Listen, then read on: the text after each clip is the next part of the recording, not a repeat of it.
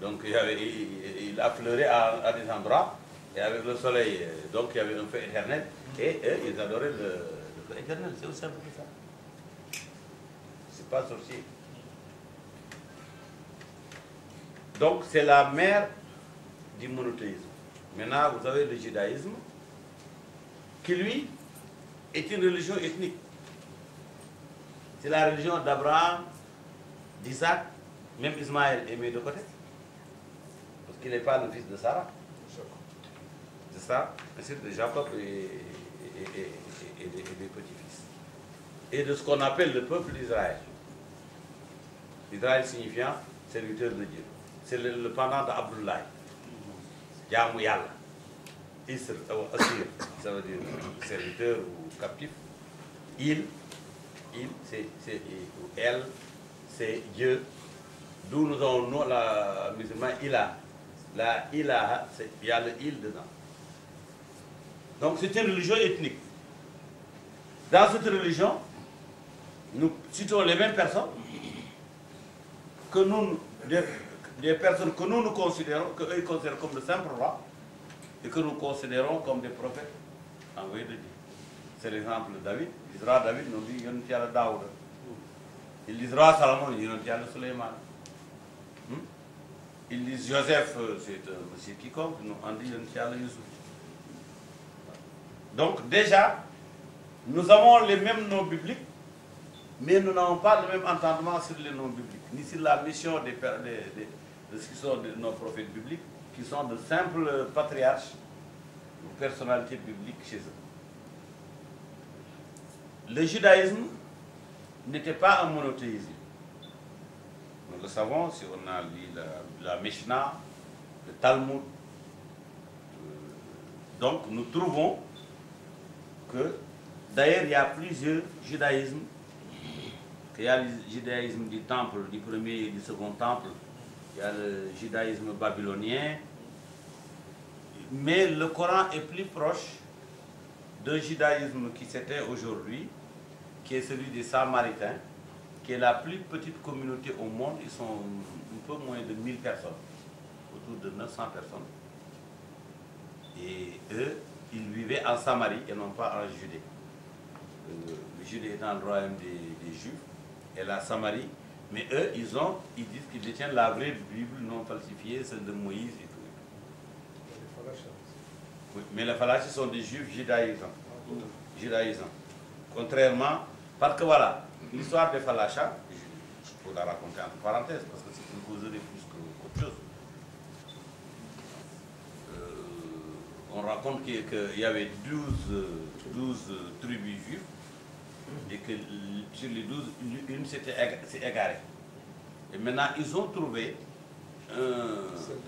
voilà, ils ont trouvé en Éthiopie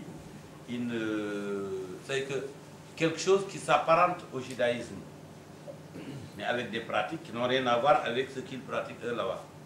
Mais ils ont quand même pas mal de choses en commun. Bon, comme ils ont besoin de population, ils sont allés, ils ont enquêté, bon, ok, on les prend. C'est un trop-plein, mais on le met dans le trop-plein quand même.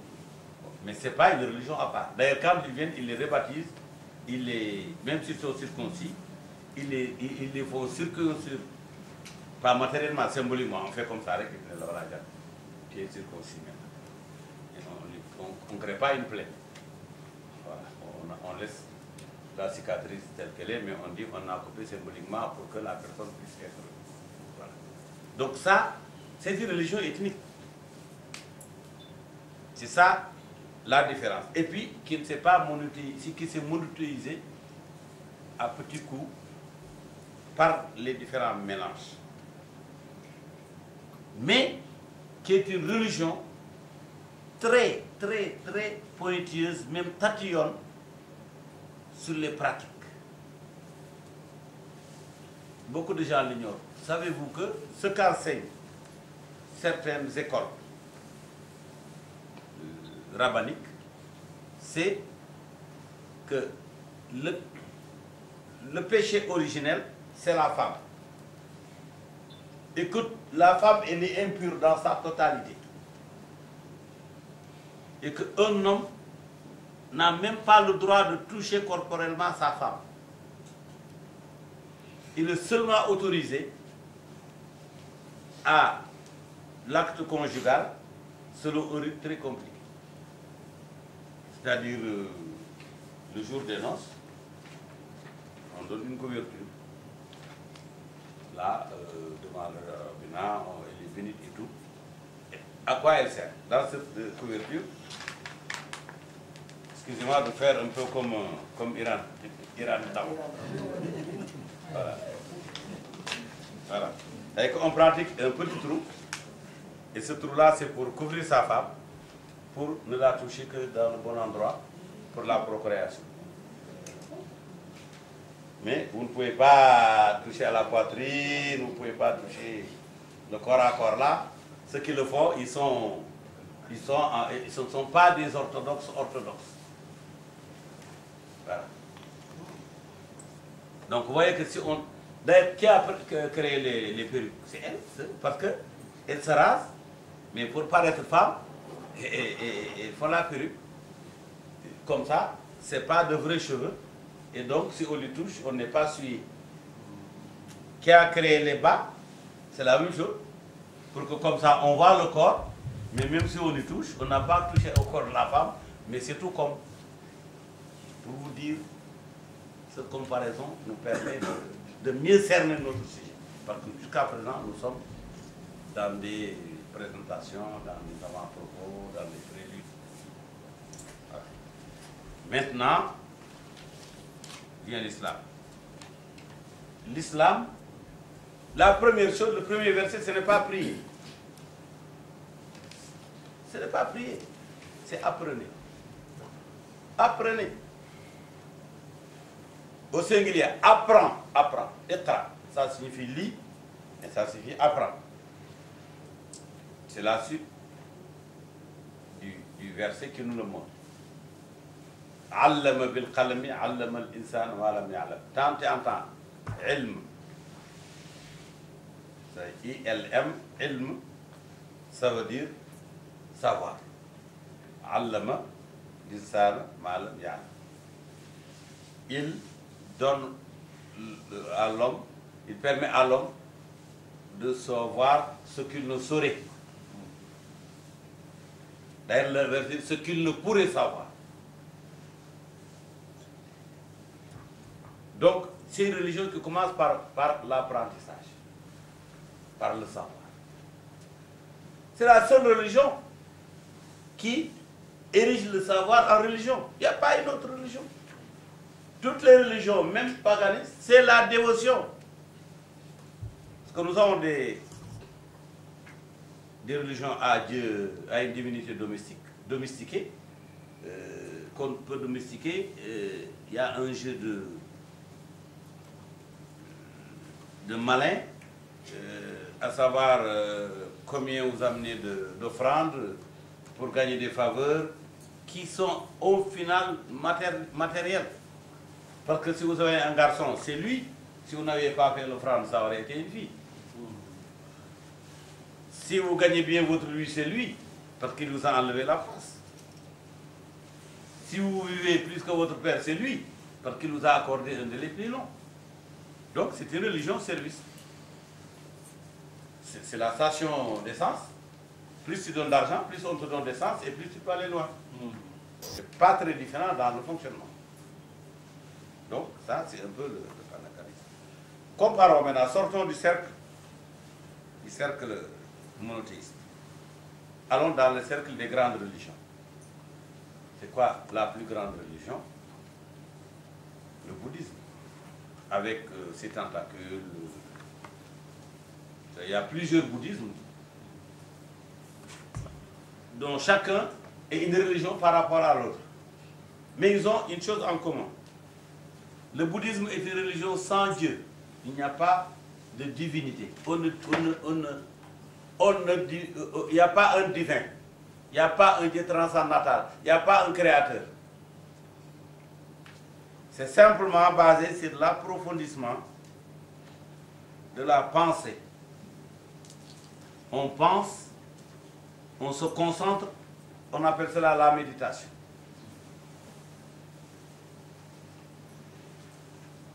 Et cette méditation, elle est symbolisée matériellement par ce qu'on appelle la fleur du lotus. Vous avez cette grande belle fleur sauvage. Elle ne pousse que dans un marécage. Elle ne pousse que dans un marécage. Et donc, ils disent que la perfection, l'homme est un marécage. Et au sein de lui, il y a cette belle fleur qui va jaillir au milieu de ce marécage. Et maintenant, aussi, cette pensée, on oriente votre... et en orientant votre pensée, on arrive à quelquefois à des détails tels que le contrôle de la respiration. D'où l'idée du yin et du yang, qui sont dans le drapeau japonais, coréen. Mais l'idée centrale de toutes ces religions, le bouddhisme, et en aval du bouddhisme, le Ramayana, c'est-à-dire la religion de l'Inde.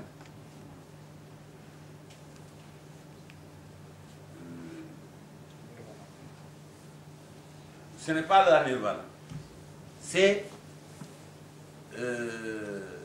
la qui est transcendantale, c'est-à-dire la transmigration. Comment? Hein? Transmigration. Voilà. Transimmigration, c'est la même chose. Ce n'est pas un bon français. Transiter et immigrer, c'est la même chose. Non, je veux dire par là,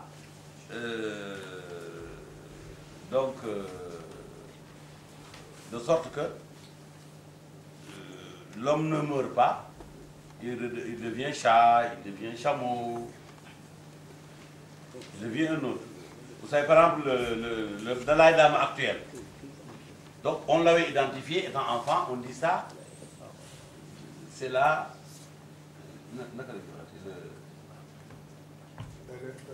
Non, oui, c'est ça, mais il est la répétition de. La réincarnation, voilà, très bien. Ça, c'est pas francophone quand même. Mais presque. Donc, la réincarnation, on dit celui-là, il est la réincarnation d'un tel prêtre, de tel Dalai Lama, tel lama. Ok. Mais le problème avec cette religion, cette règle qu'ils pensent être la même pour les humains, ils ne sont jamais allés en Afrique chercher un petit bébé noir chez lequel l'arbre du là-bas a atterri. C'est toujours entre jaunes. Hein? C'est toujours au Tibet. Ils ne sont jamais allés en Chine, ils ne sont jamais allés chez les Arabes, ils ne sont allés jamais chez les nègres, ni chez les rouges. C'est toujours ni. Donc, ça dit ce que ça veut dire.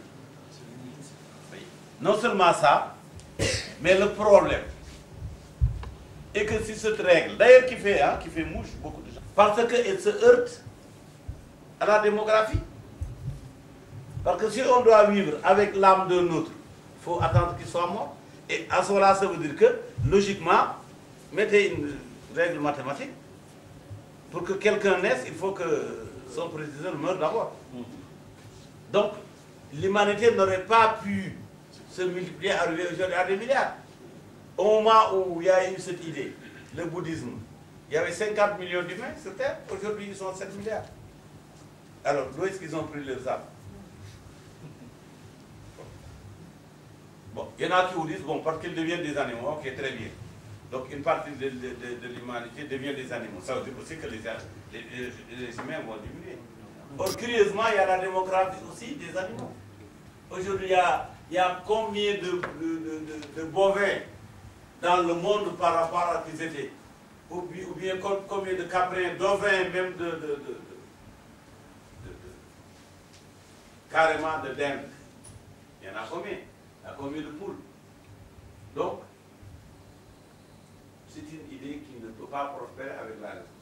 Or, le Coran, lui, tout doit être raisonnable, tout doit être accepté par la raison humaine. Ceci est logique. Ah, ce qu'ils ont dit n'est pas logique.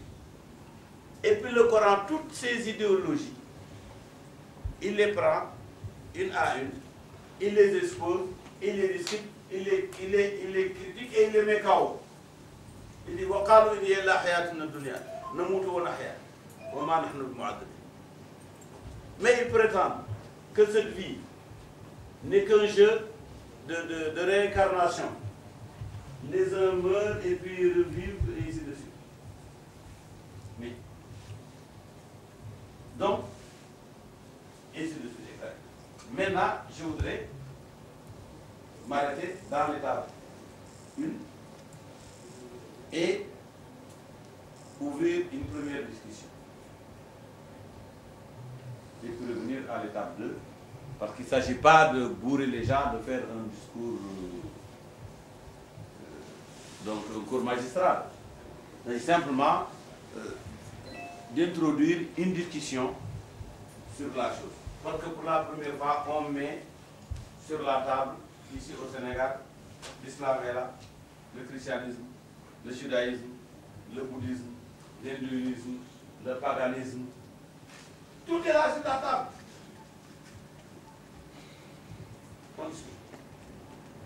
Je vous écoute. Merci.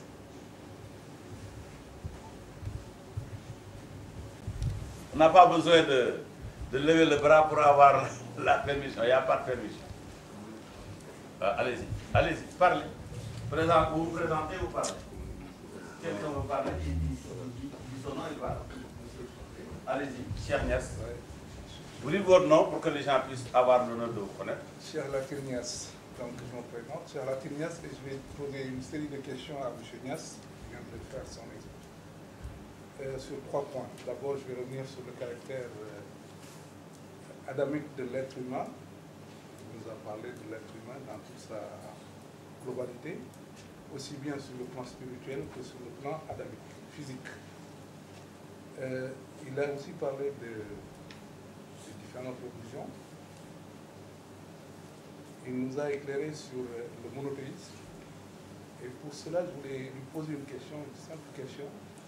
La naissance du monothéisme, vous avez parlé de Zoroastre, et pourtant certains historiens disent que le roi du monothéisme, enfin, celui qui a créé le monothéisme, serait venu d'Égypte, donc d'Akhenaton, qui avait pour mère la reine Ki.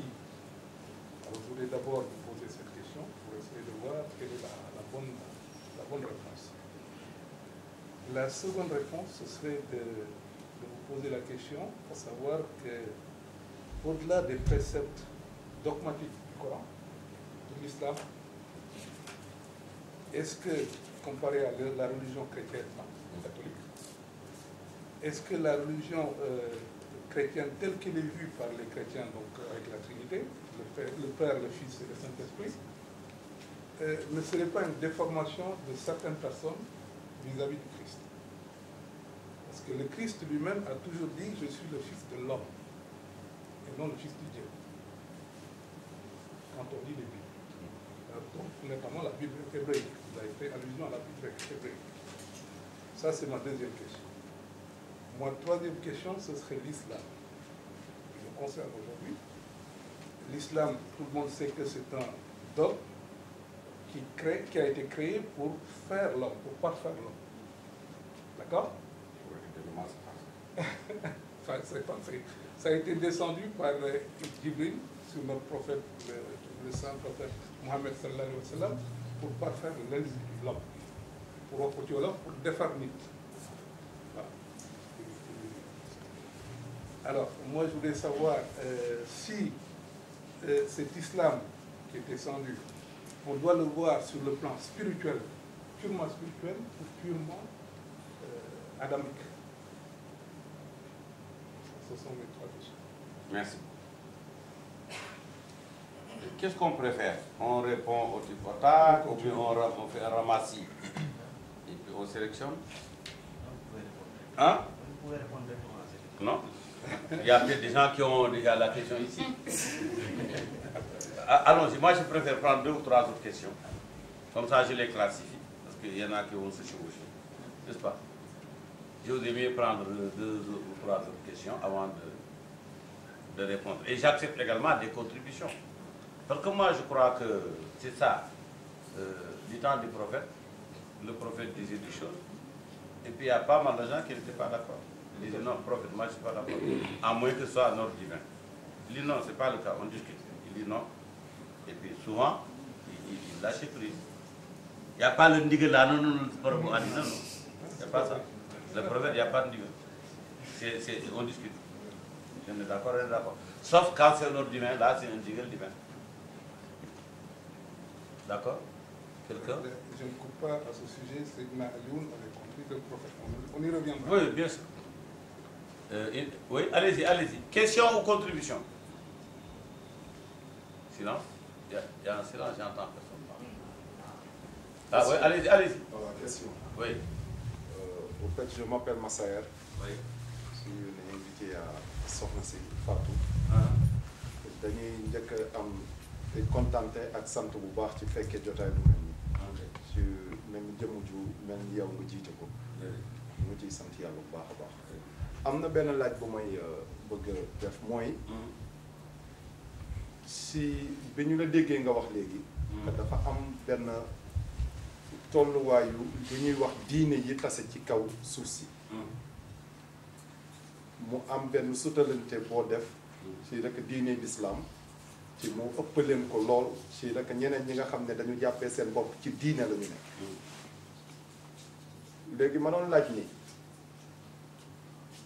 comme ñun ñoo ne ci diine l'islam bu ñaari aay yi tase ñu ñuy wax ni maanaam da indi diine indi laahi l'islam ñu wax ñu feneen ni lakum diini waliya diin ñu jàpp est-ce que ñun bu ñu sukkandikoo fële est-ce que dañu war a reconnaître ñee ni ñoom ay diine la ñu am wala ñun jullite dañoo war a jàpp rek ni benn diine rek moom moo am ci kaw suuf.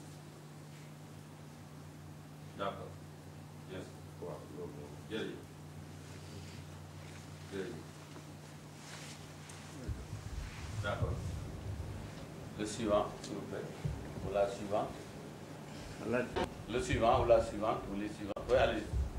Salam alaikum. Alaikum salam. Babacar Niass. Bon, je voudrais d'abord poser la question à savoir sur le plan de vue du soufisme. Vous avez terminé, vous avez conclu en disant que l'islam se basait sur la rationalité et le raisonnable. Et bon, je vois qu'aujourd'hui, au Sénégal, où le soufisme en général se base sur l'irrationnel. Ça veut dire ce qu'on n'arrive pas à expliquer. Bon, on voit une chronologie qui est définie dans l'islam, une chronologie des prophètes. Et dans le soufisme, on voit que cette chronologie, elle est bafouée en mettant le prophète avant toute création et d'autres irrationalités qui se trouvent dans le soufisme même. Alors que vous avez conclu en disant que l'islam était avant tout,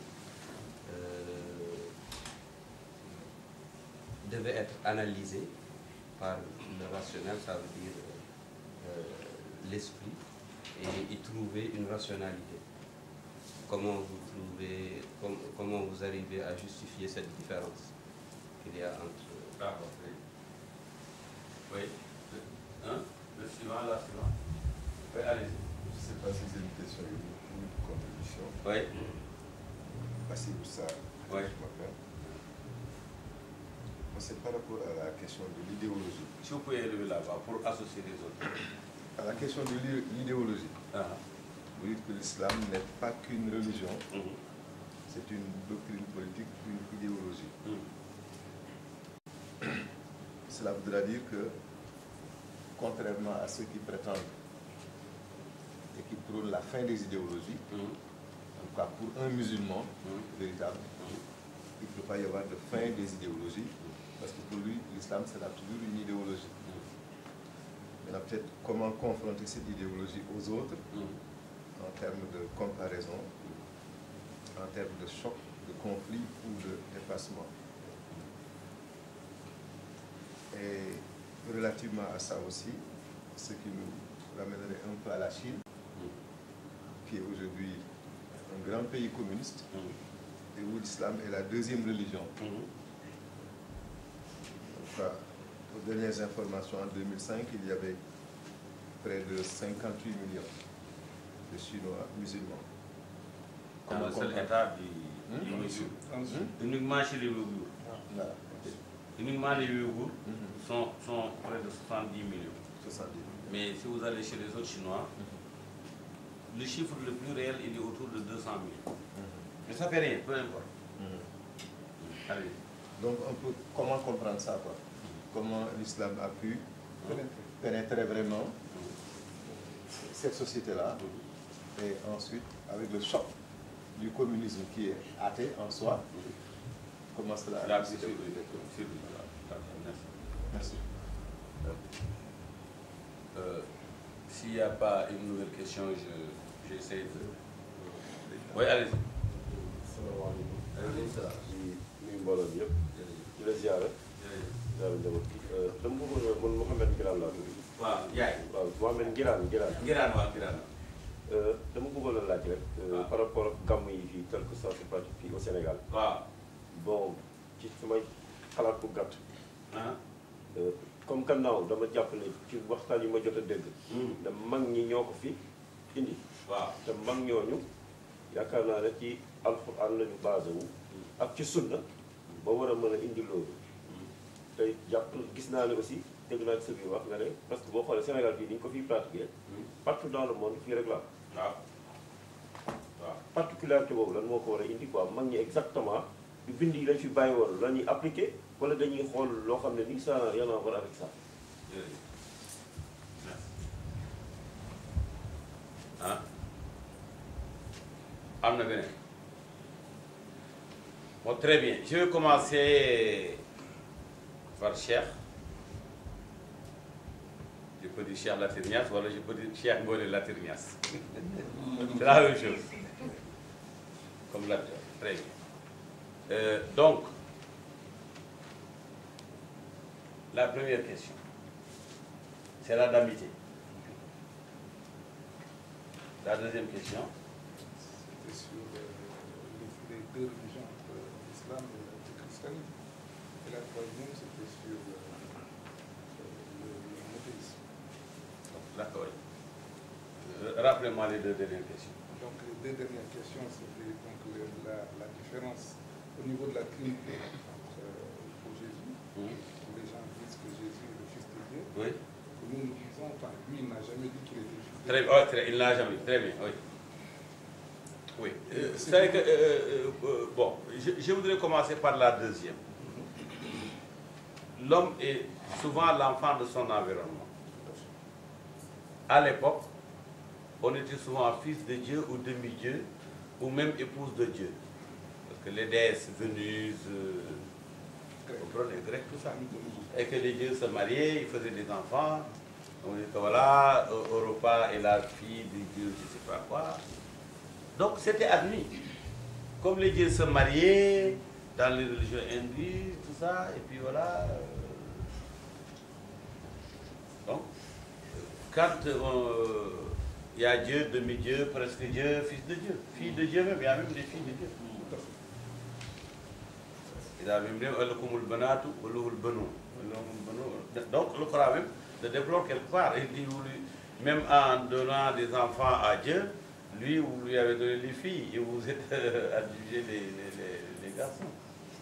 Donc, il faut remonter dans ce temps-là. Vous rappelez-vous de ce temps fameux empereur romain, est-ce que ce n'était pas Jules César qui, sur son lit de mort, il avait tellement conquis qu'il s'est dit, oh Jules, tu es devenu un demi-dieu. Alors, il a dit sur son lit de mort. Parce qu'on arrivait en seuil, on n'était plus humain. Par ces exploits, on devenait demi-dieu, on sortait de l'humain. Donc c'était, la notion monothéiste n'est claire que dans le Coran. Elle n'est pas claire ailleurs. Elle n'est pas nette. On dit, ok, on accepte, il y a un créateur. Même dans le paganisme, on dit il y a un Dieu transcendantal, il y a le Manitou, le je ne sais pas quoi. Mais ce n'est pas explicite. Et puis, il n'y a pas de relation directe. Les relations passent par les arbres, par l'oracle, par le prêtre, par l'offrande. Le monothéisme net, créateur-créature, ça n'existe qu'en islam. Ah, la deuxième chose est que le mot utilisé pour dire mon père était le même mot en araméen pour dire mon Seigneur. Parce qu'il y avait la paternité du patriarche. Tout le monde était ses enfants. Légui da ngay ni ah man kat seigne Saliou moy sama baay. Maam Bamba. Maam Bamba mooy lan mooy Bamba moo jur sama baay. Loolu mooy maam ki jur sa baay. Kon kay sa baay la. Maam Alaaji Maalik. Maam Baye Niass maam Alaaji yooyu yëpp maamisme boobu. Ça nous ramène d'ailleurs au culte des ancêtres. Notre religion par excellence. Donc loolu maamisme boobu loolu léegi dañuy wax maam yàlla maam yàlla may ñu warangaan. Mais c'est tout, c'est aussi simple que ça. En disant mon père, ci langage, ça signifiait mon père, ça signifiait mon grand-père, et ça signifiait mon Seigneur. Chacun a pris comme il veut. Ni Aladji le jël, ni le directeur, ni le PDG, ni le chef de quartier, ni le maire de la ville. Pour la même personne. Donc, loolu, Jésus mënul wax. Te itam sax moom bu doon fils de l'homme du wax fils de l'homme, fils de la femme rek. Waaw mais yàlla moom ci alxuraan li ñu am nous avons deux réalités. Benn bi Ève qui est le clone d'Adam. Et d'ailleurs l'endroit où il est supposé sortir est le meilleur endroit pour le clonage scientifique aujourd'hui. Et Dieu dit dans le Coran, pourtant, les gens s'exclament de la création de Jésus. Alors, sans père, alors qu'Adam, lui, n'a ni père ni mère. On l'a simplement créé à partir de la glaive. Inna mathala Isa indallahi ka mathali Adama khalaqahu min turab thumma qala lahu kun fayakun. La qamara fala takun mumtari. Donc, Dieu. Donc, cette trinité-là, c'est un montage. Il y a peut-être des historiens, certainement des gens qui ont de très bonnes notions d'histoire, mais faites une lecture de l'histoire de deux choses différentes. Le communisme est né en Allemagne, mais il n'était rien, il ne serait jamais rien sans que l'État russe post-starien ne l'ait adopté comme religion, entre guillemets, du nouvel État, comme la supra-constitution. Ce dont la constitution du pays communiste s'inspire. La référence par excellence, la Bible du Parti communiste. Aussi, la religion chrétienne n'était rien. Jésus lui-même était un persécuté d'un gouverneur romain. C'est le jour où on a dit Constantin, il a écrit ce document-là, il a dit qu'il est chrétien et qu'il donne toute cette terre-là, toutes ces terres ici à Rome, à Jésus. 400 ans après, la même église a fait une étude, il a dit c'est faux. C'est un faux qu'on a créé pour avoir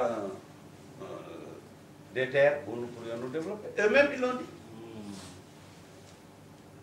Donc, à partir du moment où un État adopte une religion, quand la religion devient une religion d'État, l'État aussi devient l'État de la religion. C'est aussi simple que ça.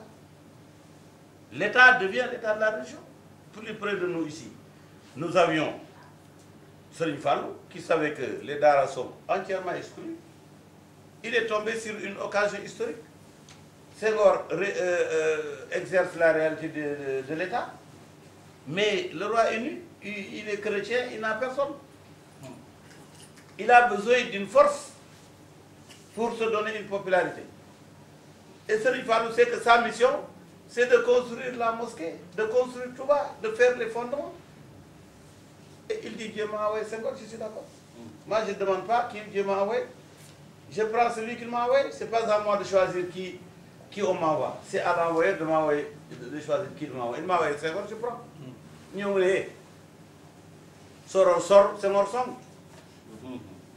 En d'autres termes, pour que notre minaret s'érige, nous avons besoin de ce courteau-là. Donc on n'a que le ICO, c'est le prix à payer pour que notre minaret s'érige. Oui. C'est qui est dialectique, comment on l'appelait encore, hein? Comment vous appelez les rapports dialectiques? Donc c'est vrai, moi vous savez Dieu n'envoie jamais un imbécile. Jamais. Dieu n'envoie pas les imbéciles, il ne les aime pas. Il envoie des gens intelligents qui savent passer par là, passer par là et créer la chose. C'est comme ça.